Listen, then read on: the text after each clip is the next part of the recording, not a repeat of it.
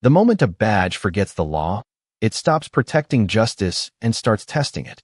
The first rays of morning sunlight spilled across the polished stone steps of the Theodore Marshall Federal Courthouse in Baltimore, Maryland, as attorneys hurried through the revolving doors with leather briefcases in hand, and deputy marshals exchanged quiet greetings before another busy day began. Inside the grand marble lobby, every movement followed a familiar rhythm. Security officers monitored the entrance, clerks carried stacks of case files toward elevators, and visitors patiently waited in line beneath the American flag hanging above the security checkpoint. It looked like any other weekday inside one of the nation's busiest federal courthouses, where every person was expected to respect the rules and where justice was supposed to begin the moment someone walked through the front door. At exactly 8:12 a.m., a black SUV stopped along the curb outside. A woman stepped onto the sidewalk wearing a charcoal gray business suit, polished black heels, and carrying a worn brown leather portfolio tucked beneath one arm. Naomi Ellison moved with quiet confidence, her posture straight, her expression composed, and her natural black curls neatly gathered into a low bun at the back of her head. At 47 years old, she had long grown accustomed to entering federal buildings without drawing attention to herself. She offered a polite smile to the elderly veteran holding the courthouse door open and thanked him before joining the line leading toward the security screening area. Around her, conversations blended into a steady murmur. Lawyers reviewed notes. Witnesses rehearsed testimony under their breath. Families whispered encouragement to loved ones facing hearings upstairs. Naomi quietly observed the room without saying much, occasionally glancing toward the large wall clock that reminded everyone the first hearings would begin in less than 30 minutes.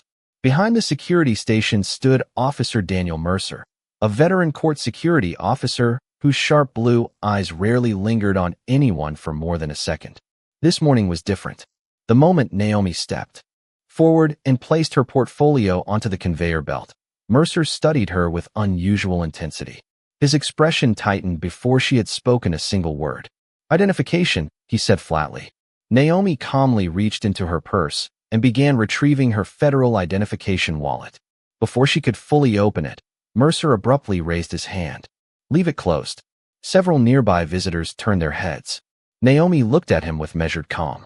"Sir?" she asked politely. Mercer stepped around the screening table, his voice growing louder than necessary. "I said leave it closed." The conversations nearby faded. A young law student stopped walking. Two attorneys exchanged uncertain glances. Naomi kept both hands visible and answered evenly. "I'm simply presenting my identification, just as requested." Mercer barely acknowledged her explanation. His gaze remained fixed on her as though he had already reached a conclusion. "People pretending to belong in this building usually have something to hide," he said, loud enough for those standing nearby to hear. A ripple of uncomfortable silence spread across the lobby. Naomi neither argued nor raised her voice. Instead, she lowered her hands slightly and met his eyes without hostility. "Officer," she replied, "I believe you're making an unfortunate assumption." Mercer took another step closer. "Turn around," he ordered. The lobby froze. Even the metallic hum of the X-ray machine suddenly seemed louder than before. Naomi remained perfectly still for one long second, then quietly asked, "Am I being detained?" Mercer answered without hesitation as he reached for his handcuffs. "Yes."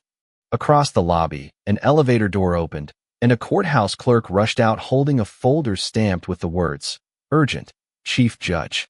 Naomi slowly placed her portfolio on the inspection table exactly where Officer Daniel Mercer instructed, never making a sudden movement and never allowing frustration to replace composure. Around them, the courthouse lobby seemed suspended between routine and disbelief. Attorneys who had been checking calendars lowered their phones. Visitors waiting for security quietly stepped aside. Even the deputy, operating the X-ray scanner, glanced toward Mercer with growing uncertainty before looking away again. Naomi kept her voice steady. "Officer, I am fully prepared to comply with every lawful instruction you give." Mercer interpreted her calmness as defiance rather than cooperation. "Turn around and place your hands behind your back," he ordered. Without raising her voice or resisting in any way, Naomi slowly complied. The metallic click of the handcuffs echoed across the marble floor, drawing even more attention from everyone nearby. Several people exchanged uncomfortable looks, but no one immediately stepped forward. They had learned that interrupting courthouse security procedures often created even greater confusion, especially before federal proceedings began. A young attorney quietly whispered to his colleague, "Do you know what happened?" The other simply shook her head. No one seemed to know. Mercer addressed the growing crowd with complete confidence. "This individual is being detained while we verify her identity." Naomi looked directly at him, her expression unchanged. "Officer Mercer," she said calmly after reading the embroidered name above his badge, "I respectfully ask that you verify my identification before making further assumptions." He answered without hesitation, "If your documents are legitimate, that will become clear soon enough." He picked up her identification wallet, but never opened it. Instead, he placed it beside her portfolio as if the contents no longer mattered. That single decision passed almost unnoticed by everyone watching, yet it quietly became the moment that would later be examined again and again. Across the lobby, Ethan Brooks hurried from the clerk's office carrying a thick scheduling binder. He stopped the instant he noticed the growing circle surrounding the security checkpoint. From his position nearly 40 feet away, he could not clearly see Naomi's face, only the business suit, the restrained posture, and the unmistakable silver handcuffs. Something about the scene immediately felt wrong. Before he could move closer, another deputy asked him to deliver emergency scheduling updates upstairs without delay. Ethan hesitated for only a second before reluctantly turning toward the elevators, though he glanced back one last time with visible concern. Upstairs, courtroom staff prepared for the first federal hearing of the morning. Court reporters organized transcripts. Bailiffs reviewed seating assignments. Jurors arriving for unrelated proceedings were escorted into waiting rooms. Everything appeared ready except for one unexpected problem that no one had yet connected to the lobby downstairs. The presiding judge had not checked in. Back below, Mercer instructed another officer to escort Naomi toward a private interview room adjacent to the security office until her identity could be confirmed. Naomi cooperated without protest, walking at a measured pace despite dozens of curious eyes following her through the courthouse entrance hall. As they disappeared down the corridor, quiet whispers spread through the waiting crowd. Some believed she had violated a security rule. Others wondered whether an innocent misunderstanding had somehow escalated far too quickly. Then, nearly at the same moment, two completely separate events unfolded. Inside the clerk's office, a scheduling coordinator stared at the courtroom calendar and frowned. The judge assigned to begin the 9 o'clock federal docket had still not arrived. At the security desk, another officer finally picked up the unopened identification wallet that Mercer had set aside. He looked at the seal on its cover, paused, and his expression changed instantly. The younger officer turned the identification wallet over in his hands without opening it immediately. The embossed federal seal caught the overhead lights, and his brow tightened with uncertainty. "Daniel," he called across the security station, trying to keep his voice low, "you may want to look at this." Officer Daniel Mercer barely glanced over. "I already told you she can explain herself after we finish processing the detention," he replied while completing an incident report on the computer terminal. The younger officer hesitated. Something about the credential felt different from the countless identification cards that passed through the courthouse every day, but Mercer had already returned his attention to the paperwork. Down the hallway, Naomi Ellison sat quietly inside the interview room, her hands still secured in front of her exactly as instructed. The room was simple, with neutral gray walls, a metal table, 2 chairs, and a security camera mounted high in one corner. She noticed its small blinking light and silently acknowledged that every minute inside this room was being documented. Rather than pacing or raising her voice, she rested her portfolio neatly beside her chair and waited. Years spent inside federal courtrooms had taught her that emotions often disappeared, but records remained forever. Outside the room, courthouse business continued to accelerate. Attorneys checked their watches as the scheduled starting time drew closer. Court reporters carried fresh transcript paper into courtroom 3. Deputy marshals quietly coordinated witness arrivals through their radios. Everything appeared prepared except for one increasingly important detail. The judge assigned to preside over the morning docket had not appeared. Upstairs, Ethan Brooks finally delivered the scheduling binder before immediately approaching the courtroom administrator. "Has Judge Ellison checked in yet?" he asked. The administrator looked up from her calendar with growing concern. "No. We have called Chambers twice. There has been no response." Ethan frowned. That was unlike her.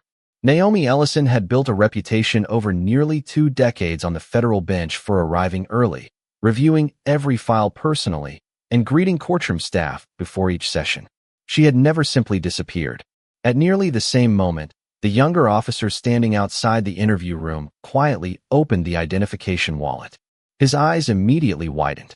He looked from the credential back toward the closed interview room door, then down again to confirm what he had just read.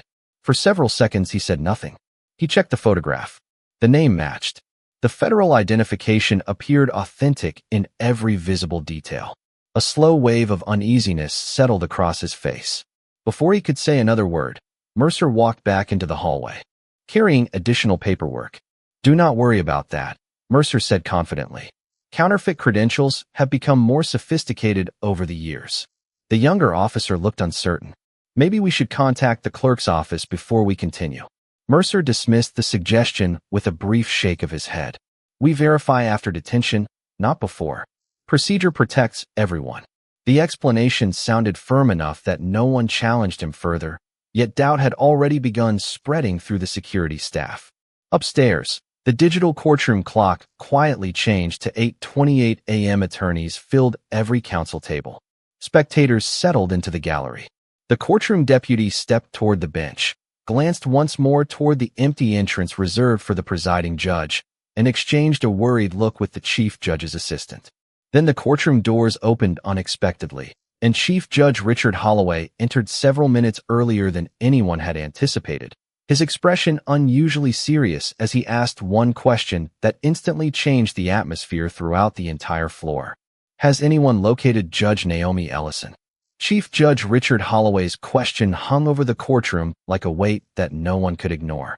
The courtroom deputy answered quietly, "No, Your Honor. Chambers has not heard from her, and her cellular phone goes directly to voicemail." Holloway looked toward Ethan Brooks, whose concern had become impossible to hide. "She has never missed a calendar call," Ethan said. "Not once." The chief judge gave a slow nod before turning to the courtroom administrator. "Delay the proceedings for 10 minutes. Notify every courtroom that Judge Ellison has not yet checked in. I want courthouse security contacted immediately." Downstairs, Officer Daniel Mercer continued typing his report with complete confidence. He documented every step exactly as he believed it had happened, describing Naomi as an unidentified individual whose credentials required further verification before being accepted. He never mentioned that she had calmly attempted to present identification before being detained. He never mentioned that she had fully complied with every instruction. He believed the report supported his decision, and that belief only strengthened his certainty that he had handled the situation correctly. Inside the interview room, Naomi remained remarkably composed. She glanced once toward the security camera, then toward the closed door, before folding her hands quietly in her lap. She neither complained nor demanded special treatment. Instead, she understood something many people overlooked in moments of tension. Every word spoken inside a federal courthouse could eventually become part of an official record. Every camera, every witness, every written report mattered. Outside the room, the younger officer approached Mercer once again, still holding the identification wallet. "Daniel," he said more firmly this time, "I really think someone from the clerk's office needs to verify this credential before we go any further." Mercer barely looked up. "You are overthinking it.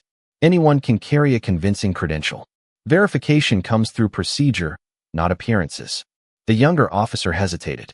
"But the seal, the identification number, and the photograph all appear legitimate." Mercer closed the incident report and stood. "Which is exactly why we complete the process correctly. If everything checks out, she leaves. If not, we prevented unauthorized access to a federal courthouse." His answer sounded reasonable on the surface, and for a brief moment the hallway grew quiet again. Yet uncertainty had already begun spreading among the staff. The atmosphere shifted further when 2 deputy marshals entered the lobby carrying folders for the morning docket. One of them looked around and asked, "Has anyone seen Judge Ellison this morning?" The simple question immediately caught the younger officer's attention. Before he could respond, Mercer answered first. No judge has come through my checkpoint under that name today. The deputy marshal frowned slightly, but continued upstairs without another word, assuming the judge had entered through another secured entrance. The opportunity to resolve the misunderstanding quietly slipped away. Minutes later, inside the clerk's office, Ethan Brooks began reviewing the electronic entry logs for the courthouse. Every employee credential scanned at the public security checkpoint was automatically recorded with a timestamp. His eyes moved carefully down the list until he stopped on a single entry made at 8:12 that morning. The system showed that one federal judicial credential had been presented but had never been cleared for entry. Ethan's breathing slowed as he read the name attached to the incomplete record. Without saying a word, he printed the log and hurried toward Chief Judge Holloway's chambers. While downstairs, a telephone at the security desk suddenly began ringing, and the caller identification displayed only 3 words that caused every nearby employee to look up at once. Chief Judge Chambers. The telephone rang a second time before anyone at the security station moved. Officer Daniel Mercer reached for the receiver with the same confidence he had carried throughout the morning. Security checkpoint, he answered. His expression remained steady for only a few seconds. Yes, Your Honor's chambers, he replied. The younger officer watched Mercer's face carefully as the conversation continued. No, we have not located her. A pause followed. Mercer glanced briefly toward the hallway leading to the interview room.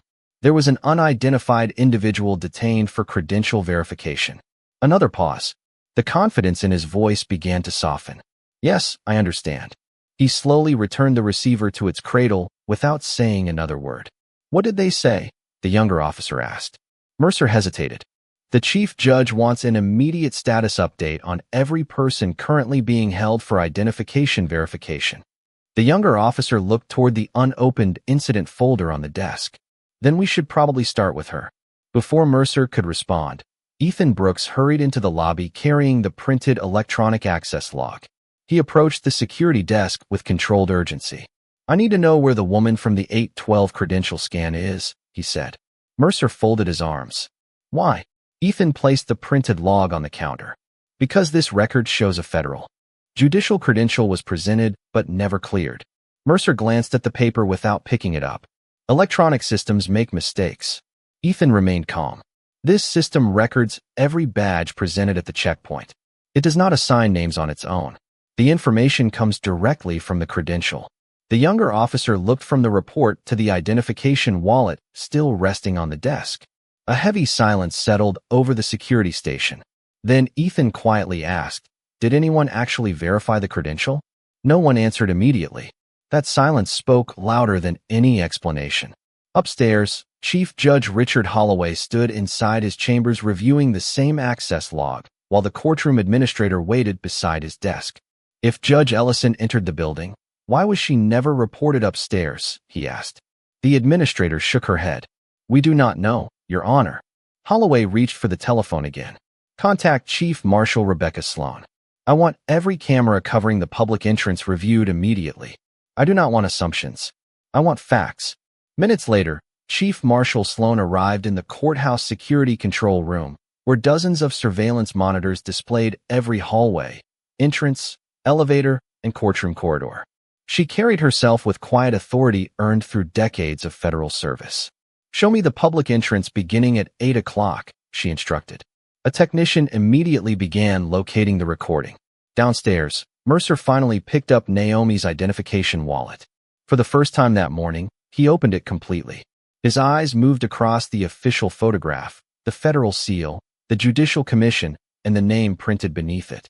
He stared for several long seconds before closing it again, without saying a word. The younger officer noticed the change in his expression. Daniel, he asked quietly, what does it say? Mercer did not answer. Instead, he looked toward the interview room door, where Naomi still sat waiting with remarkable patience, completely unaware that only one floor above, multiple senior officials were now watching the security footage that had captured every second of their first encounter. Chief Marshal Rebecca Sloan stood silently inside the courthouse security control room as the surveillance technician rewound the recording to 8:11 a.m. More than 20 monitors illuminated the dim room, each displaying a different angle of the federal courthouse. Without emotion or interruption, Sloan folded her hands behind her back.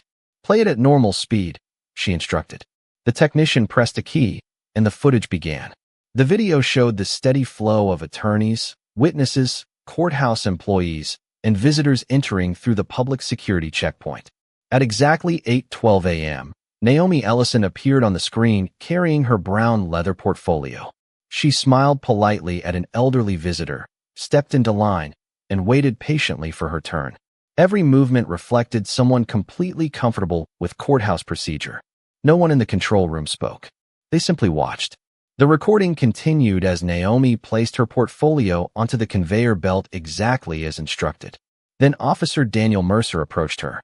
There was no audio from that particular camera, but every gesture became impossible to ignore. Naomi calmly reached into her purse after Mercer requested identification. Before she could fully present it, Mercer motioned for her to stop. Sloan leaned slightly closer to the monitor. "Pause," she said. The technician froze the image. Naomi's identification wallet remained partially open in her hand, while Mercer stood directly in front of her with one hand raised. Sloan turned toward another technician. "Switch to camera 7. That angle covers the security desk." A second recording appeared, showing the same encounter from another perspective. This time, the identification wallet was clearly visible as Naomi attempted to hand it over. Mercer never accepted it. Instead, he gestured toward the screening area and continued speaking while Naomi lowered her hand exactly as instructed. Sloan quietly observed every frame before saying, "Continue." The recording resumed. Naomi complied with every direction. She made no sudden movement. She pointed toward the credential once more. Mercer again declined to examine it. Around them, several attorneys stopped walking, and multiple witnesses turned to watch. The atmosphere visible on the screen shifted from ordinary courthouse activity to visible confusion. Inside the control room, no one needed sound to understand what had happened. The images spoke for themselves. Midway through the recording, Sloan asked for another pause. She pointed toward the security counter where the identification wallet remained untouched after Naomi had been escorted away. "Zoom in." The technician enlarged the image until the federal seal on the credential wallet became visible. Although the resolution prevented anyone from reading the printed text, one detail was unmistakable. The credential had remained at the security station the entire time without being examined. Sloan slowly exhaled. "Mark this timestamp," she said. "We will need it preserved." At that same moment downstairs, Mercer sat alone reviewing his incident report. He reread each sentence more carefully than before. For the first time that morning, the wording no longer seemed as convincing as it had when he first typed it. Every line depended upon one assumption, and that assumption now felt increasingly fragile. Across the hallway, Naomi remained seated exactly where she had been placed. She glanced briefly toward the wall clock before quietly returning her attention to the security camera above the door. She understood that somewhere inside the building, someone would eventually review the objective record. Facts had a way of arriving even when emotions clouded judgment. Back inside the control room, the final portion of the footage played as Mercer escorted Naomi toward the interview room while her unopened identification remained on the counter behind him. Chief Marshal Sloan remained silent until the recording ended. Then she looked directly at the technician and spoke with calm certainty. "Bring Chief Judge Holloway here immediately." Less than 1 minute later, the control room door opened, and the chief judge stepped inside just as the technician prepared to replay the footage from the very beginning. Chief Judge Richard Holloway stood beside Chief Marshal Rebecca Sloan as the surveillance recording played from the beginning for a second time. Neither of them spoke until the final frame faded from the monitor. The room remained silent except for the quiet hum of computer equipment. Finally, Holloway broke the silence. She attempted to present her identification before any detention occurred. Sloan nodded once. The recording supports that conclusion. The technician switched to another camera angle showing the security desk after Naomi had been escorted away. Her credential wallet remained exactly where she had placed it. No one had examined it until much later. Holloway looked toward Sloan. "Has the interview room been contacted?" Sloan checked her radio. "Not yet. I wanted you to see the recording first." Holloway answered without hesitation. "That changes now." Downstairs, Officer Daniel Mercer remained at the security station, reading and rereading the federal credential that now rested in his hands. Every official seal matched the electronic records. Every signature appeared authentic. Every detail reinforced the same uncomfortable reality. Before he could decide what to do next, his radio came to life. Security Station 1, report immediately. Mercer picked up the radio. Go ahead. The response came calmly. Remain where you are. Chief Marshal Sloan and Chief Judge Holloway are on their way downstairs. The younger officer standing nearby slowly turned toward Mercer. Neither man said a word. Across the hall, Naomi continued waiting with remarkable patience. She had not demanded explanations. She had not raised her voice. She simply listened as footsteps occasionally echoed beyond the closed door. She knew that inside every courthouse, procedures eventually reached the people responsible for enforcing them. The only question was how long that process would take. Several floors above, attorneys waiting for the delayed hearing began quietly discussing the unusual postponement. Rumors circulated through the courthouse, but no one knew the full story. Some believed a medical emergency had delayed the morning calendar. Others assumed a transportation problem had affected the presiding judge. No. One imagined that the judge herself had never made it beyond the public security checkpoint. As Chief Judge Holloway and Chief Marshal Sloan entered the elevator, Ethan Brooks handed them the printed electronic access log. Holloway compared it against the credential information already verified by courthouse administration. Every record aligned perfectly. Sloan looked toward the elevator doors as they closed. There is no remaining question about identity. Holloway answered quietly. No. The only remaining question is why proper verification never occurred. The elevator descended floor by floor while courthouse employees instinctively stepped aside in the hallway outside the lobby. Word had spread that senior leadership was heading toward the security station. Mercer noticed the changing atmosphere before he saw them. Conversations became quieter. Staff members who normally walked past without hesitation now paused at a distance. The younger officer gently placed Naomi's portfolio back onto the counter without being asked, almost as if he already understood what would happen next. The elevator doors opened. Chief Judge Holloway stepped out first, followed by Chief Marshal Sloan. Both walked directly toward the security station with measured, deliberate steps. Mercer immediately stood at attention. Holloway did not address him first. Instead, his eyes settled on the brown leather portfolio resting beside the unopened incident report. Then he looked at Sloan and spoke in a calm voice that carried across the silent lobby. Before anyone says another word, I want Judge Naomi Ellison brought here immediately. The hallway outside the interview room fell completely silent as Chief Marshal Rebecca Sloan approached the secured door. She unlocked it herself and stepped inside. Naomi Ellison looked up from her chair with the same calm expression she had maintained all morning. Good morning, Judge Ellison, Sloan said respectfully. I owe you an apology. Please allow me to correct this immediately. Without another word, Sloan removed the restraints, stepped back, and handed Naomi her identification wallet with both hands. Naomi accepted it quietly, glanced briefly at the familiar federal credential, and slipped it back into her purse without displaying anger or satisfaction. Thank you, Marshal Sloan, she replied evenly. I appreciate your professionalism. Together, they walked down the hallway toward the security checkpoint. Employees who had continued their work only minutes earlier instinctively stepped aside. Conversation stopped. Every eye followed the quiet procession moving across the marble floor. Officer Daniel Mercer remained standing beside the security station, his posture rigid, while Chief Judge Richard Holloway waited several feet away. As Naomi entered the lobby, Holloway gave a respectful nod. Judge Ellison, on behalf of this court, I sincerely apologize for what occurred this morning. This incident should never have happened. Naomi acknowledged his words with a measured nod. Thank you, Chief Judge. No accusation followed. No raised voice broke the silence. Her restraint seemed to make the atmosphere even heavier. Chief Judge Holloway then turned toward Mercer. Officer Mercer, did Judge Ellison attempt to present her judicial credential before she was detained? Mercer hesitated. Every person nearby waited for his answer.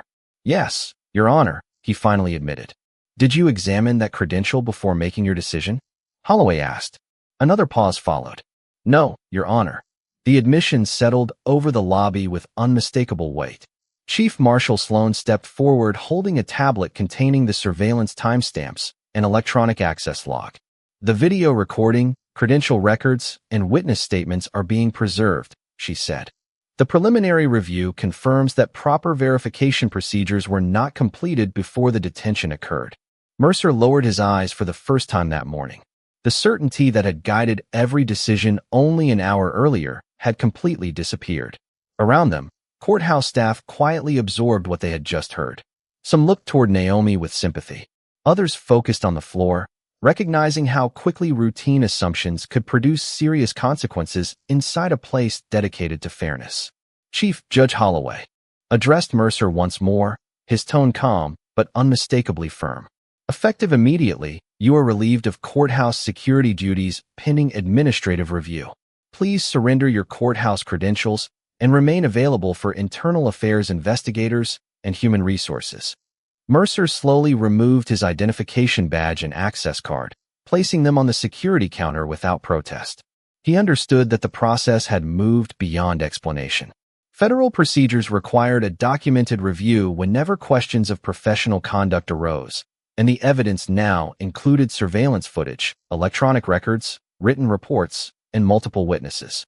As Mercer stepped away from the station under the supervision of another supervisor, Naomi quietly picked up her brown leather portfolio exactly where it had been left earlier that morning. She checked that every case file remained in place before closing the clasp. Chief Judge Holloway glanced toward the large courtroom clock. "Court is waiting for you, Judge Ellison."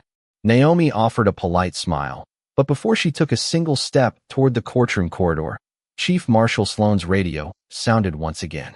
The dispatcher spoke clearly enough for everyone nearby to hear. "Marshal Sloan, Internal Affairs has arrived in the building and requests that all surveillance footage be secured immediately before any interviews begin." Chief Marshal Rebecca Sloan acknowledged the radio transmission with a calm reply before turning to the Internal Affairs supervisors who had just entered the lobby carrying sealed evidence envelopes and digital storage devices. Every surveillance recording from the public entrance, the security checkpoint, and the interview hallway was immediately placed under evidence preservation procedures.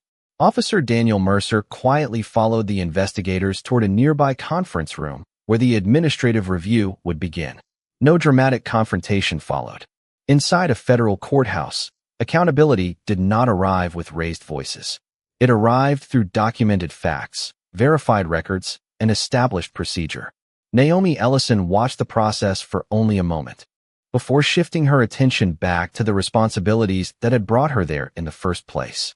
She adjusted her suit jacket, picked up her portfolio, and walked beside Chief Judge Richard Holloway toward Courtroom 3. As they entered the corridor, courthouse employees who had witnessed the morning's events respectfully stepped aside. Several offered quiet words of apology. Naomi thanked each person with a simple nod, making it clear that she understood the difference between individual professionalism and institutional responsibility. Inside the courtroom, attorneys, witnesses, jurors, and spectators rose as the courtroom deputy announced the arrival of the court. The familiar sound echoed through the chamber, restoring the order that had been delayed but not defeated. Naomi stepped behind the bench with the same dignity she had carried throughout the morning. She placed her portfolio on the bench, reviewed the first case file, and looked across the courtroom with calm confidence. No trace of bitterness appeared on her face. The people gathered before her expected anger after everything that had happened, yet what they saw instead was discipline. Before beginning the day's docket, Naomi spoke only once about the unexpected delay. "Thank you all for your patience this morning. The court is now in session." She did not mention herself. She did not mention the misunderstanding. She did not mention Officer Mercer. The focus returned exactly where she believed it belonged, on the fair administration of justice for every person waiting to be heard. Throughout the afternoon, Internal Affairs investigators completed their preliminary review. Surveillance footage, electronic credential logs, written reports, witness statements, and courthouse security procedures were examined together. By early afternoon, the findings supported immediate administrative action. Mercer was formally removed from active courthouse security responsibilities pending the outcome of the full investigation, and his access to restricted areas remained suspended under standard federal procedure. News of the administrative decision quietly circulated through the courthouse, reminding everyone that authority carries responsibility only when exercised with fairness, patience, and respect for due process. As the final hearing concluded and the courtroom slowly emptied, Ethan Brooks gathered the remaining case files from the clerk's table. Before leaving, he paused beside the bench. "Your Honor," he said quietly, "I am sorry for what happened this morning." Naomi offered a warm but thoughtful smile. "Thank you, Ethan. The strongest institutions are not the ones that never make mistakes. They are the ones willing to confront them honestly and correct them." Ethan nodded, carrying those words with him as he left the courtroom. Outside, the late afternoon sun reflected against the courthouse windows, casting long shadows across the same marble steps where the day had begun. People entered and exited the building as they always had, but for many who witnessed the events of that morning, the courthouse no longer represented only rules and procedures. It represented something even more important. Justice depended not upon assumptions, appearances, or the authority of a badge, but upon the discipline to seek the truth before reaching a conclusion. And perhaps that was the lesson everyone would remember long after the official reports were filed, because true authority is never proven by the power to detain someone. It is proven by the humility to respect the law before asking anyone else to do the same.